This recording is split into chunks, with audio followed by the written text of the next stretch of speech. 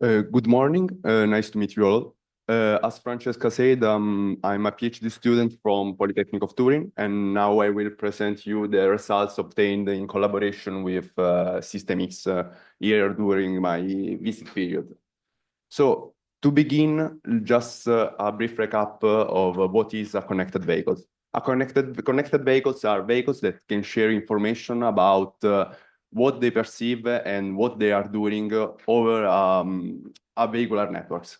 For example, they can transmit cooperative awareness messages that told about where they are going, in which direction, with which velocity, and they can share information about what they are seeing in a given moment through their sensors. In general, having this information is desired. In general, most of the time, more information is a good thing.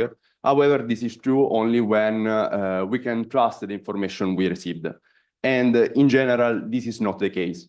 For this, in vehicular networks, there is an entity called the public key infrastructure that assure that guarantee that nodes, that transmitter nodes are authorized and that the message has not been corrupted. However, a valid node can still broadcast false data. For example, let's consider the case of a ghost object. A ghost object is an object, or more in particular, a vehicle that has been announced in a V2X messages, but is not present on the actual road. This element can be injected in the network by a malicious node that want to obtain some advantages, for example, the right of way at an intersection. However, it can still occur in case of sensor errors. In any case, there is no a priori way to know if an object exists or not. For this, we can use a set of algorithms called misbehaviour detector algorithm in order to understand whether an element is real or false. However, all this set of rules depends on the assumption that enough honest observers are present. Quantify how many times this assumption does hold is quite difficult. This because current evaluation campaign usually use large-scale simulation or a small set of handcrafted data. In the first case, simulations are not controllable. They cannot separate different individual factors, while handcrafted scene cannot be, the results obtained cannot be generalized, since they are just a small set for definition. So our idea is to bridge this gap by using a generative model. A generative model is an artificial intelligence model that learns to create new data by learning a statistical distribution. In this case, we can generate a lot of data in a controllable manner in order to quantify how many times a ghost object can be reliably detected. So to estimate what we call an exposure to ghost object, an exposure to an exposure risk.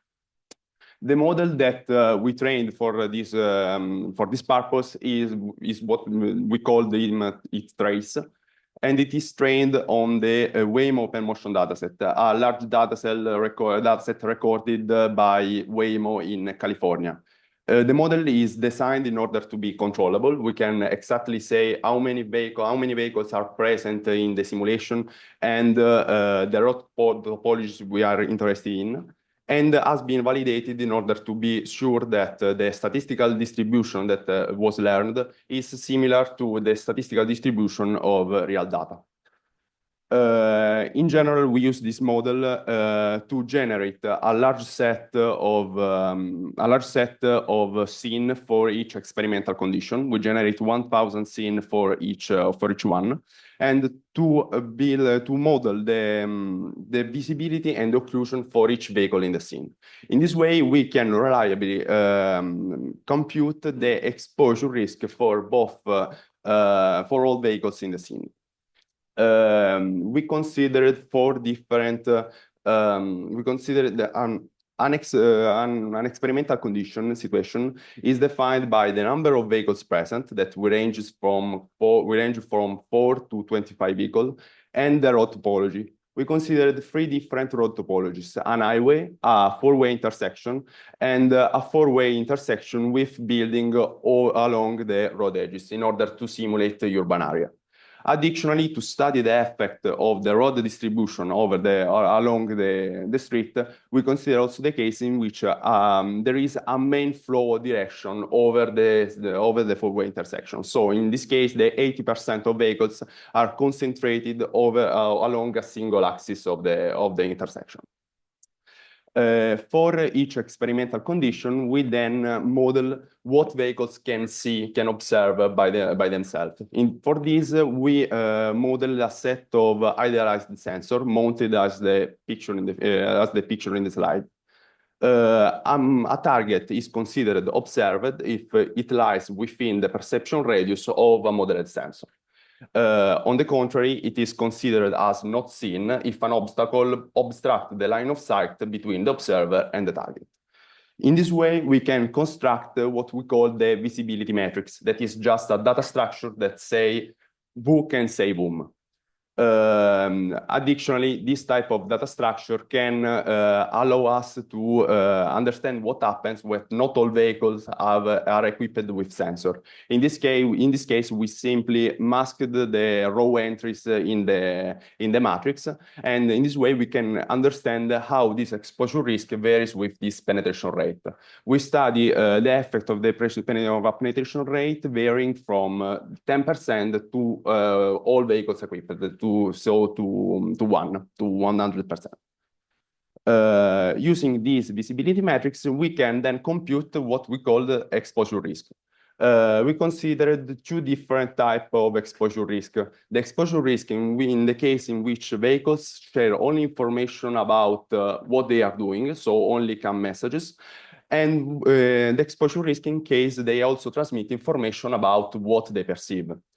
In the first case, the only way for detecting a ghost is by observing it by itself.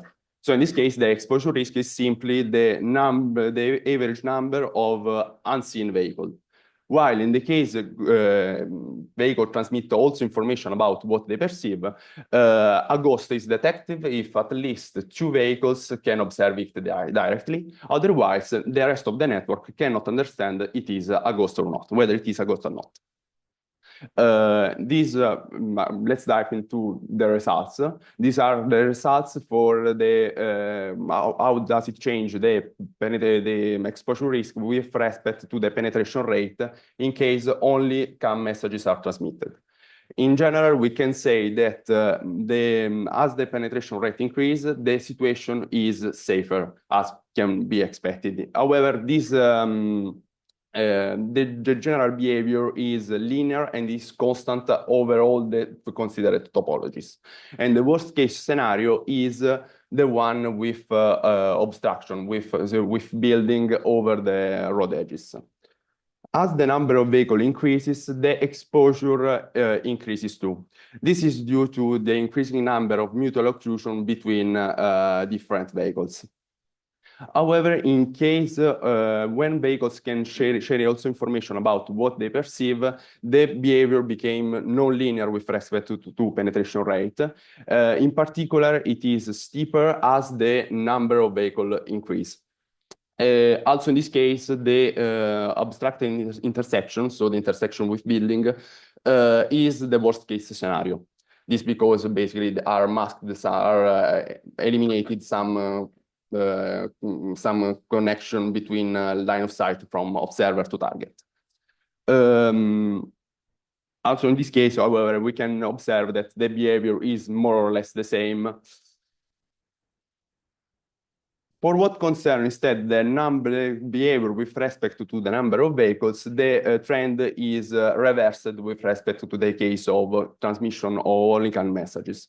This because more vehicles means that are more present more potential observer, and in this case the network became safer.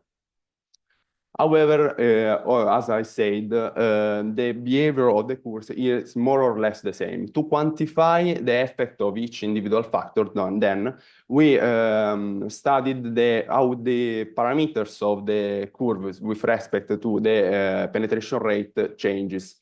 And we can observe that for the parameters of three of the experimental situation that we considered, the four-way intersection, the highway, and the four-way intersection with a main flow, are grouply packed together.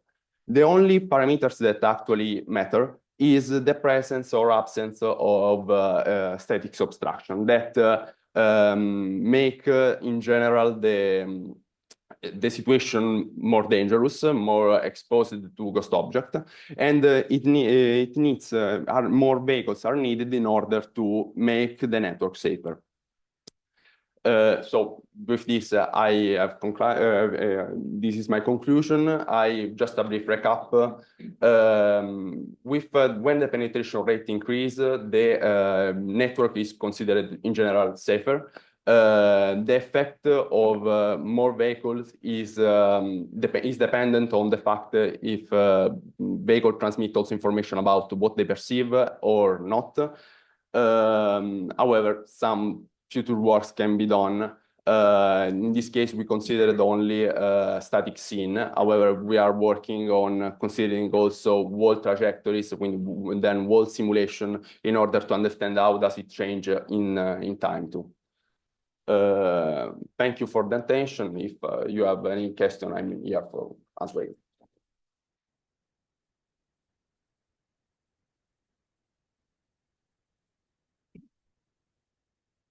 So two questions. The first one is maybe just a point of clarification. So you focused on exposure, right? This metric, and I think it provides useful information. But is there anything actionable, right? So is there anything that I need to do if I know that the exposure is X? So actually, this is just a work to quantify whether a particular misbehavior detection algorithm can be used, or is it just a loss of time to use. If we know that this situation is quite safe, we have no need to, for example, lose some time in some additional computation. So this was just the interest was in understanding if a situation is safe by itself, okay, or additional information. So if there was a different estimation algorithm that somebody came up that used different things, you would have to essentially reassess. Yeah. Okay. The second question was, and maybe also a point of clarification, that it seemed that so you have one ghost vehicle, right? And you're trying to detect whether it's there, right?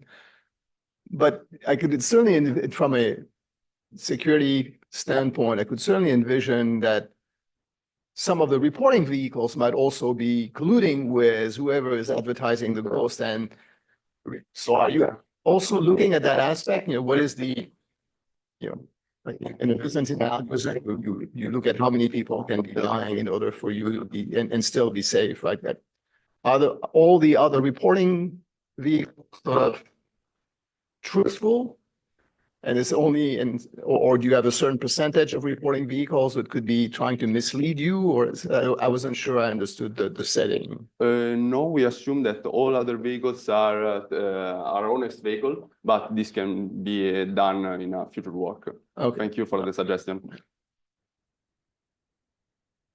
I'm just wondering how false negatives and false positives play out here. I mean, there could be, you might miss the fact that there's a real vehicle out there that you somehow classify as you think it's a fake vehicle, that it's actually really there, right? This is like one kind of mistake you could make. And then the other one is if this is a fake vehicle, but you don't catch it. So maybe, I guess it seems to me that the former mistake is much worse than the latter, right? And so are you trying to take that into account at all? Actually, in this case, we assume that we know the ghost, which is the ghost object. In particular, we assume that the ghost is the least seen the least seen vehicle in order to consider the worst case scenario. And so we know which is the ghost object, so we does not take in account false positive or true positive. I see. Okay.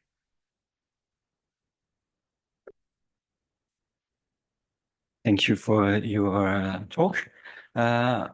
Maybe actually a follow-up on one of the question about penetration rate and the masking. Was the masking, I mean, because so you have a bound, maybe, I don't know, 25% at most of penetration rate. And so you did masking for a few of the lines that represent, I guess, the messages of vehicles. And was it done randomly? Because it's below 100%. So was it done, or did you do it according to their positions?